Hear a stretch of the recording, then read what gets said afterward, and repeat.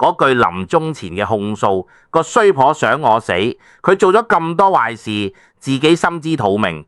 呢句說話聽落好似係電視劇入面嗰啲狗血劇本嘅對白，但其實係一個老人家喺臨終之前用盡最後一啖氣噴出嚟嘅血淚控訴。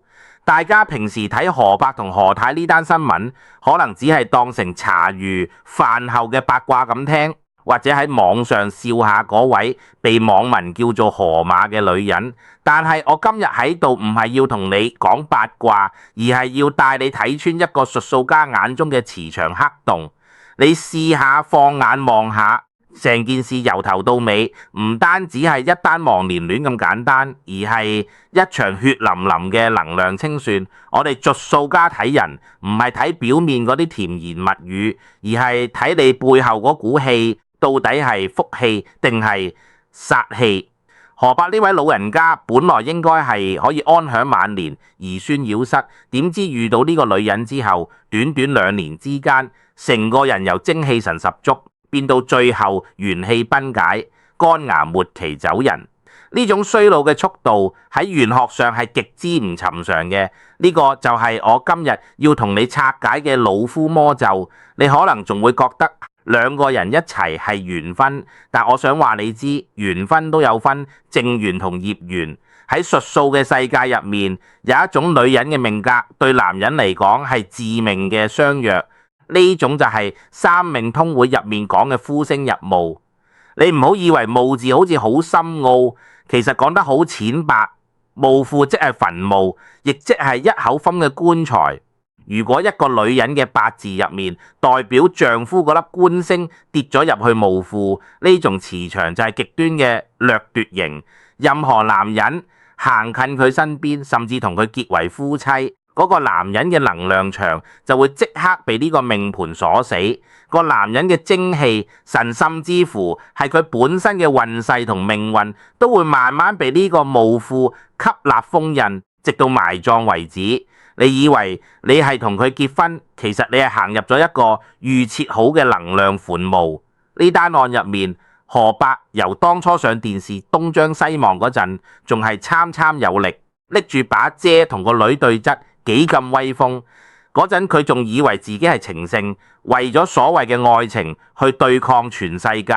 但你睇下佢後期喺街頭做直播嗰啲片，成個人嘅生機係斷崖式下跌，嗰種眼神由最初嘅憤怒慢慢變成驚恐，最後變成長期被壓制嘅呆滯同空洞。呢個過程就係靈魂慢慢被抽乾嘅寫照。再睇下呢個女人嘅面上，商學上有句說話叫言插天倉，指嘅就係言骨高中而且還長。你睇下何太嗰對言骨肉小骨露，呢種相格代表住極強嘅掌權家同控制家，而且最致命嘅係缺乏慈悲心。二骨代表權力高而露骨嘅女人，一定要話事，一定要做一家之主。丈夫喺佢面前只能夠做配角，甚至係奴隸。你再睇下佢嗰對眼，眼白多而眼神帶殺，望耐少少，你都會覺得心寒。呢種眼神往往帶有一種陰煞之氣，喺潛意識層面會對身邊嘅人形成一種無形嘅制約。你睇片入面，佢望住何伯嗰種眼神，邊度有愛？嗰種係監視同嫌棄，好似望住一件利用完隨時可以抌咗去嘅廢物咁款。仲有佢嗰把聲線粗絲，而且低沉，商學上叫做破羅爽。女仔有呢種聲主破耗，會不斷消耗家庭嘅福氣。呢種相格嘅女人，佢嘅磁場係向下沉降嘅，佢會將伴侶嘅氣運一直壓住，壓到你無法翻身。講到呢度，你可能會問何伯點解會得肝癌走得咁快？呢個就係玄學同病理學上嘅因果。肝主怒主疏泄，一個人如果長期被精神折磨，每日俾人用言語侮辱窒佢，甚至封住佢把口唔准講嘢，呢啲負面情緒會全部積聚喺肝經。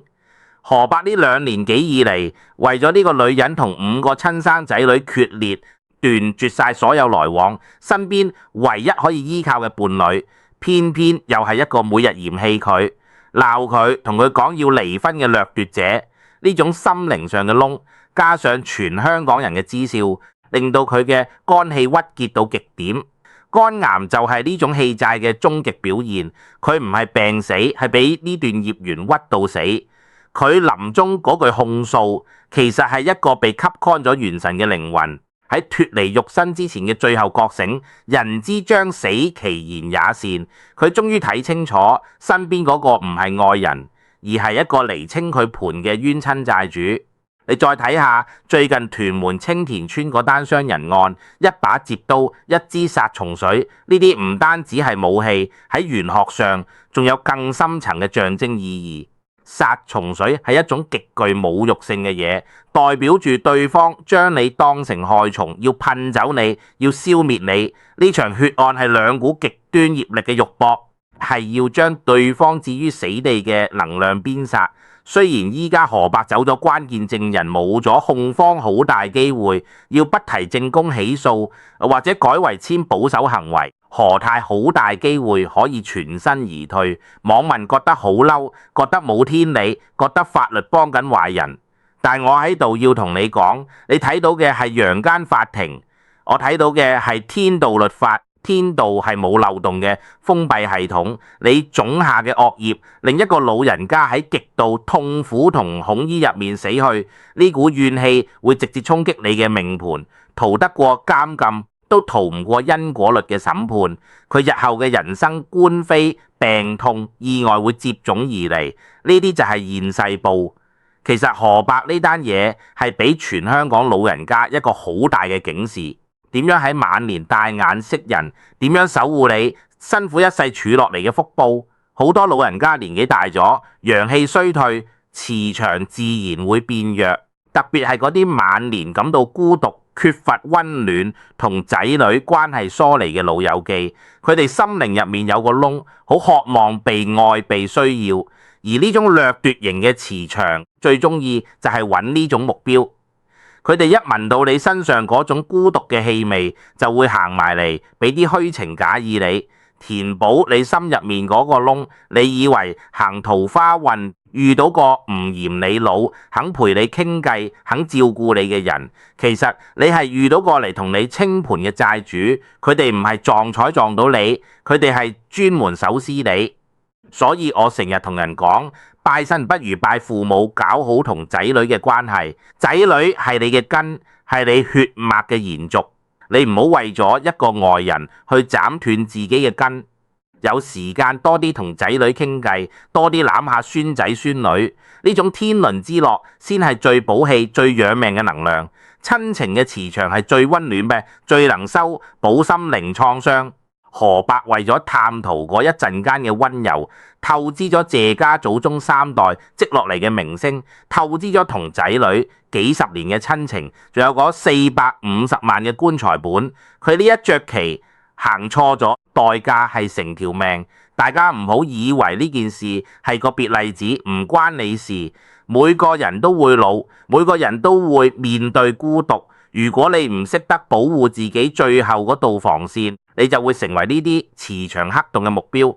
講完命理同面相，我仲想同大家講下呢場共業。網民喺網上不斷恥笑何伯，叫佢提款機，笑佢戀愛腦，甚至獻bài挑撥佢哋鬧交。你覺得自己係喺度食花生睇熱鬧，但我話你知，你都不知不覺參與咗呢場共業。你哋嘅招魂同揶揄化成咗一種無形嘅磁場，壓力加劇咗何伯嘅孤立感同抑鬱多。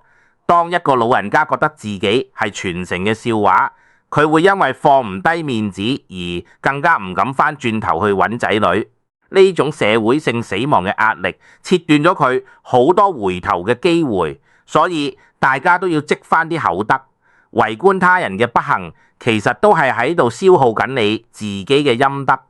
今日你笑人哋蠢，第日當你自己磁場低落嘅時候，你一樣會撞到呢啲專吸人精氣神嘅冤親債主。真正嘅福氣係平靜，而唔係刺激。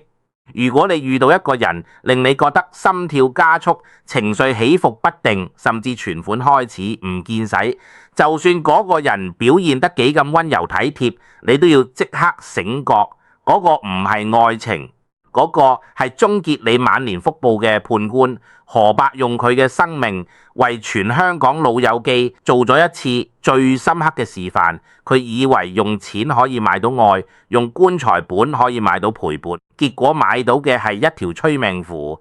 呢單嘢係用血字寫成嘅教科書，大家一定要引以為戒，守住內心嘅平安，先係對呢啲冤親債主最好嘅反擊。因為當你心中無愧，磁場清淨，佢哋就永遠得唔到佢哋想要嘅嘢。希望大家睇完呢篇分析，可以喺關鍵時刻開一開天眼，避開呢啲隱藏喺身邊嘅磁場黑洞，保住下半生嘅平安大吉。以上為文章第一部分，約3500字，分析你河伯事件嘅命理背後，河太面相與磁場掠奪，河伯健康衰敗的因果，以及對老人的警示。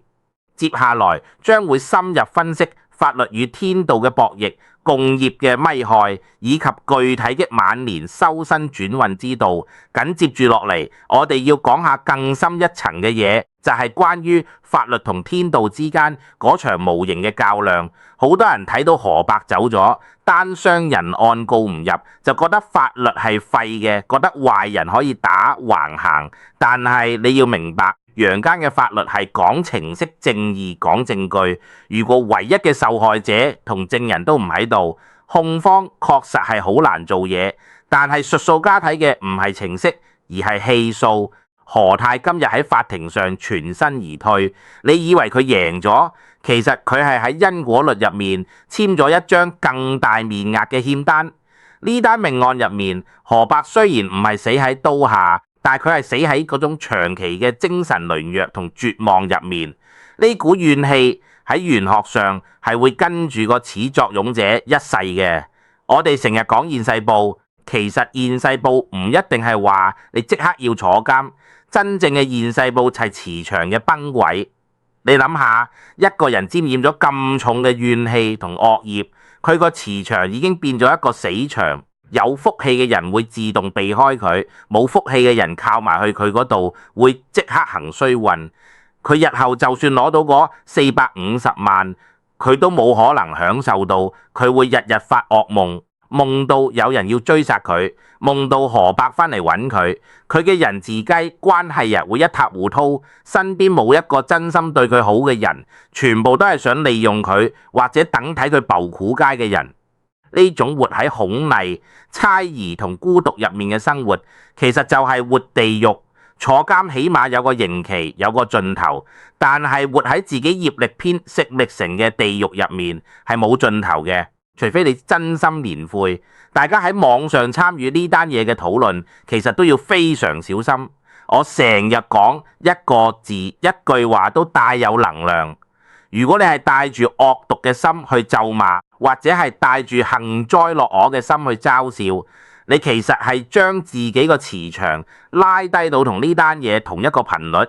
呢種共振會損害你本身嘅運氣。所以我建議大家睇呢類社會新聞，要帶住一種慈悲同警惕嘅心，而唔係仇恨嘅心。你要濫論河伯嘅無知同亂，亦都要警惕人性入面嗰種濫濫同殘酷，透過人哋嘅不幸嚟修補自己嘅行為。呢個先係睇新聞嘅正確姿勢。講翻俾老人家嘅實例建議，晚年你要轉運，其實好簡單。第一，你要學識收口。口德係晚年最大嘅福報。好多老人家中意鬧仔女，或者喺街市同人嘈，呢啲其實都係喺度漏緊你自己嘅福氣。河伯喺鏡頭面前鬧仔女，呢一鬧佢嘅福報就由口邊漏走晒。第二，你要學識退一步，唔好成日諗住增家產、爭面子。你越老越要學識放低，唔屬於你嘅嘢，爭翻嚟都係助河伯爭嗰450萬，結果爭到連條命都冇埋。如果你當初肯退一步，將錢留翻俾仔女，自己攞少少去旅行，過下平淡生活，今日嘅結局就完全唔同。第三招，亦都係最重要嘅一招，就係要修復同親人嘅關係。無論以前有幾多雞毛蒜皮嘅恩怨，到咗晚年，血脈至親先係你最強大嘅護身符。仔女嘅關懷比起任何名貴寶品都更加養命。你要記住，掠奪型嘅磁場最驚嘅就係你有個溫暖嘅家庭，因為當你身邊圍滿咗愛你嘅人，佢哋嗰種強大嘅正能量場會令到呢啲想行埋嚟揾食嘅冤親債主無所遁形，佢哋揾唔到窿路入你個心，自然就會走開。最後我想送4個字俾大家：心安無債。呢單河伯河太嘅事件其實只係一個符號，反映出呢個功利社會入面人性嘅貪侵啲。真正嘅魔咒唔係外在嘅誘惑，而係你內心嗰種對青春、金錢同陪伴嘅病態執着。如果你能夠睇穿呢啲虛情假意背後嘅因果鐵律，你就會明白晚年最寶貴嘅唔係你有幾多存款，而係你心入面有冇平安。當你心中無愧，你嘅磁場自然會清淨。呢單嘢今日雖然法律上告一段落，但係天道嘅審判先啱啱開始，大家要引以為戒，積德行善，守住自己嗰份福報。只要你心正、念正、行正，任何磁場黑洞都傷害唔到你。希望大家都能夠從中領悟到生活嘅智慧，安穩度過幸福嘅晚年，平安大吉。